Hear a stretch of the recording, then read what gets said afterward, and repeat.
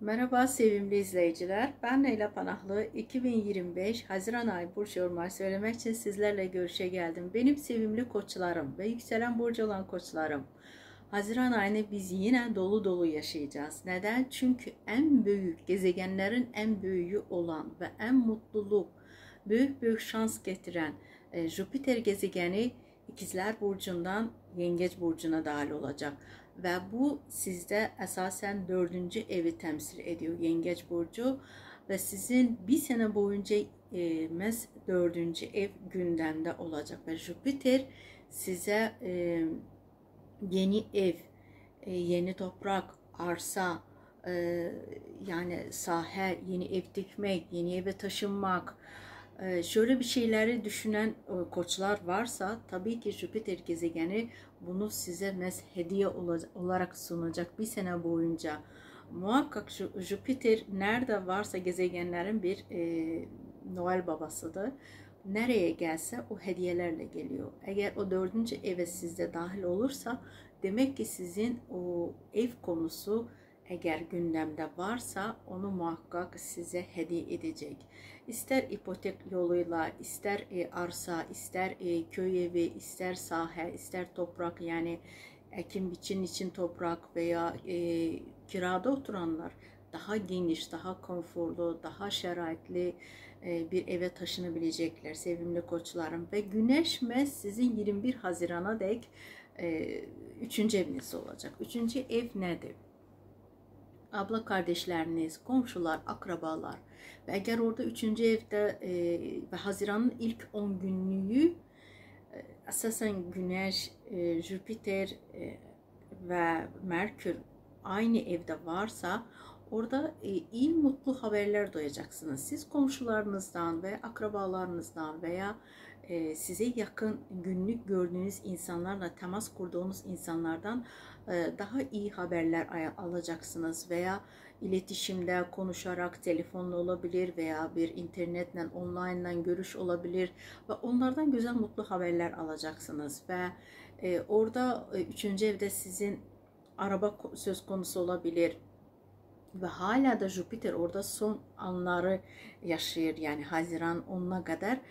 Muhakkak istediğiniz bir elektronik avadanlık varsa onu Jüpiter çıkmadan, 3. evden çıkmadan önce size hediye olarak getirecek. Mesela telefon olabilir, bilgisayar olabilir veya beyaz eşya, ev aletleri, elektronik, eğer herhangi bir aleti alıp çalıştırmak istiyorsunuz, Jüpiter onu size beklenmedik bir anda size verecek. Onu hediye olarak size birileri hediye alabilir veya kendiniz uygun bir fiyata alabilirsiniz. Elece de araba veya kursa yazılmışsanız artık emniyet alacaksınız ki araba kullanabilirsiniz. Böyle bir mutluluğu yaşayabilirsiniz. Ve ayın 6'sında Venüs gezegeni o da burç değişiyor. Boğa burcuna geçiyor Venüs gezegeni. Ve sizin 2. evinize, para ve aşk evinize, zaten Venüs'ün kendi evi de 2. ev. Ve orada kendi evinde insan nasıl iyi hissederse gezegenler de öyle. Her burçta o kendi evine girerse o kendini daha rahat hissedecek. Ve size Venüs para getirecek. Ve kendi bütçenizde bir maaş artımı, yükselişi olabilir veya öyle bir iş anlaşması konuşabilirsiniz ki işinizle ilgili orada daha yüksek maaşlı olsun ve sizin sevdiğiniz bir işle meşgul olacaksınız. Ve Venüs orada size şunları sunabilir Haziran ayında. Ve 10 Haziran'da Jüpiter gezegeni söylediğim gibi sizin 4. evinize giriyor ve ondan önce 8 Haziran'da da Merkür gezegeni sizin 4. eve, iletişim, konuşmak gezegeni sizin 4. evde olacak. Söylediğim gibi evraklar toplayabilirsiniz veya tapu senetlerini düzeltmek için notere gitmek, o evrakları hazırlamak, şöyle bir şeyler gündemde olacak. Çünkü Merkür senet evrak demek, evraklar demekti. Ve tabii ki noterle gittiği bu algı, satkı, şunlar olabilir sizin için.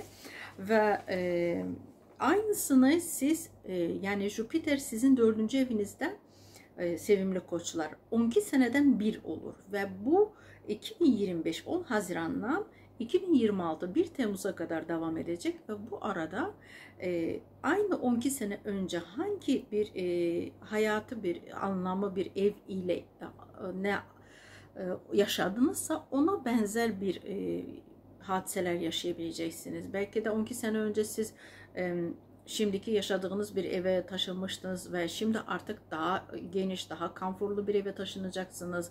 Yani ev algı satkısı olmuştu 12 sene önce ve ona benzer bir hadiseler olacak. Ve ev konusunda Jüpiter varsa orada büyüyor, çoğalıyor. Mesela siz aklınıza bir ev, bir odalı, mesela 1+1 düşündünüzse Jüpiter size yani aynı fiyata daha fazlasını verebilir veya siz mesela bir katlı ev düşünürdünüzse Jüpiter bunu 2 katlı yapabilir. Yani söylediğim gibi ve evde, ailede insanların sayı artabilir ve olabilsin ki yeni bebek dünyaya gelecek, yeni çocuk dünyaya gelecek. Bu evlat olabilir, bu torun olabilir ve evde insanların sayı artabilir ve olabilsin ki eve gelin gelecek ve siz oğlunuzu evlendireceksiniz, gelin geleceği veya sizin ebeveynlerinizle beraber yaşayacaksınız. Annenizle, babanızla beraber bir yerde artık onları öz evinize davet edip onlarla beraber bir yerde yaşayacaksınız. Şöyle bir şeyler olabilir. Çünkü Jüpiter orada dokunduysa orada çoğalacak, fazlasıyla size verecek. Yani insan sayıda çoğalabilir.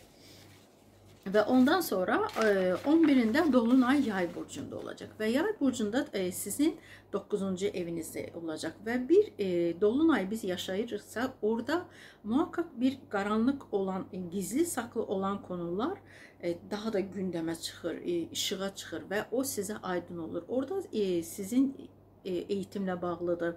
Sizin 9. evdə üniversite ilə bağlıdır. Diploma işləriniz, imtahanlar, öğretmenler, öğrenciler ve yabancı kimlik almak veya yabancı bir insanla tanış olmak ve 9. evde dolunay olması bu evli insanların ikinci defa evlilik adımı atmasını gösteriyor.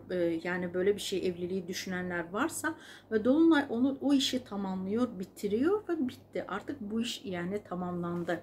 Onu gösterir veya sizin diplom işinizi elinize alacaksınız, diplomanızı elinize alacaksınız veya yabancı kimlik, yabancı pasaport çıkartmak, şöyle bir şeyler söz konusu olacak. Belki de siz istirahate yabancı memlekete gideceksiniz ve orada artık yani bir arzunuz, bir hayaliniz vardı ve siz yabancı memlekete gideceksiniz. Belki de yani gezegenler 3 önemli gezegen, Venüs, Merkür, Mars gezegeni, sizin gezegen olan, bunlar hepsi düz yönde ilerliyor ve nişandı, düğündü.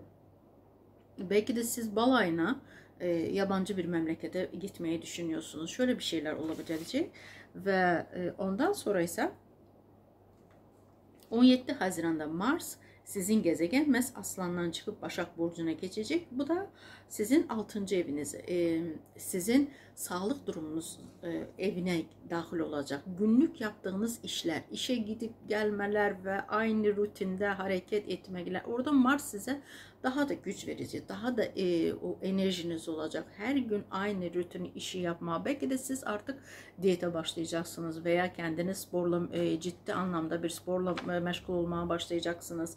Ve Mars size orada yani o kadar güç verecek ki hem ev işlerini yapabileceksiniz hem dışarıda çalışma sizin daha da gücünüz yetecek ve orada sizin sağlık durumunuz söz konusu olacak. Belki de küçük bir estetik ameliyat yaptırabilirsiniz. Neden? Çünkü Mars bu ameliyatta kullanılan aletlerde, iğnede herhangi bir bu ameliyat aletleri, bunlar hepsi Mars'la bağlıdır. Eğer orada 6. evde varsa belki de bir küçük kısa müddetli bir yaz öncesi siz bir muayene alacaksınız ve orada iğne kabul edeceksiniz. Şöyle bir şeyler olabilir ve 21'inde Güneş 4. eve geçiyor ve 21'inde Yengeç burcuna geçiyor. 21'inde de biz gece gündüz beraberliği yaşayacağız ve artık yaz geliyor. Ve gece gündüz beraberliği yaşayanda Bu özü bir güzel bir hadisədir və Günəşin 4-cü evə keçməsi, sizin o söylədiyim kimi yuva evinə keçməsi və məhz 25'inde artık yeni ay Yengeç burcunda sizin 4. evde olacak ve düşünün 22'si, 23'ü, 24'ü, 25'i çok güzel bir arefe olacak. Neden? Çünkü orada Güneş olacak, orada Merkür olacak, orada Jüpiter gezegen olacak ve Güneş, bunlar hepsi yan yana sıralama olduğu için demek ki o günü siz çalışın, bir yeni ay doğdukta ve Jüpiter'in olması daha önemli bir hadisedir. Bir dilek tutun, bir kağıza bir dilek yazın ve bir sene sonra tamamlandıktan sonra siz bakın, görün o dileğinizi, o istediğinizi o Jüpiter gezegeni size verdi mi ve arzularınız hayata geçti mi? Öyle bir dilek tutun ve çok güzel bir arefede. Evlilik olabilir, nişan olabilir, düğün, kına. Belki de siz bir düğün yapacaksınız. Belki evde bir elçiler gelecek veya siz nişan olacak. Evde bir toplantı olacak, insanlar toplanacak, belki de kimse doğum gününü kutlayacaksınız. Şöyle bir hadiseler olabilir. Belki de yeni eve taşınacaksınız ve insanlar sizin yeni evi aldığınız için sizi kutlamaya gelecekler. Şöyle bir şeyler, şöyle güzel bir hadiseler, önemli, yatta kalan bir hadiseler yaşayacaksınız ve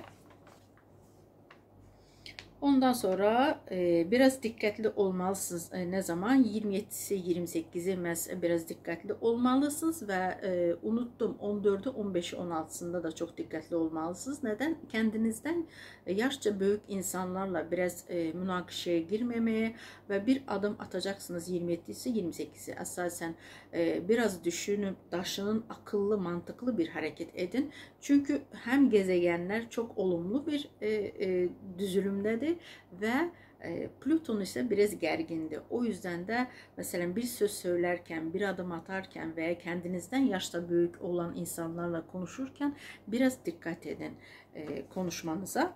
Ve 28'inde Merkür gezegeni Aslan burcuna geçiyor. Bu da sizin 5. evinizde. 5. evde sevgiydi, aşktı, çocuklardı. Belki siz öz çocuklarınızdan bir iyi haber alacaksınız. Belki de doktorunuz, çünkü sağlık burada söz konusu olacak. Doktorunuz size söyleyecek ki siz artık hamilesiniz. Sizi böyle bir güzel bir mutlu haber duyacaksınız. 5. evde belki de siz sevdiğiniz insandan bir haber duyacaksınız. Belki de bir görüş olacak. Çünkü orada sevgi var, aşk var ve iletişim var, konuşmalar var. Belki de söylediğim gibi balayına çıkacaksınız. Çünkü 5. ev balayıydı, romantik günler de geçirmekti. Şöyle bir siz güzel bir Haziran ayını yaşayabileceksiniz. Sevimli koçlar ve yükselen burcu olan koçlar. Ben Leyla Panahlı. Kanalıma abone olmayı unutmayın. Muhakkak eğer beğendinizse beğenme düğmesini yazın. Fikirlerinizi, reylerinizi yazın. Bu benim için çok önemlidir. Sağ olun. Allah'a emanet olun.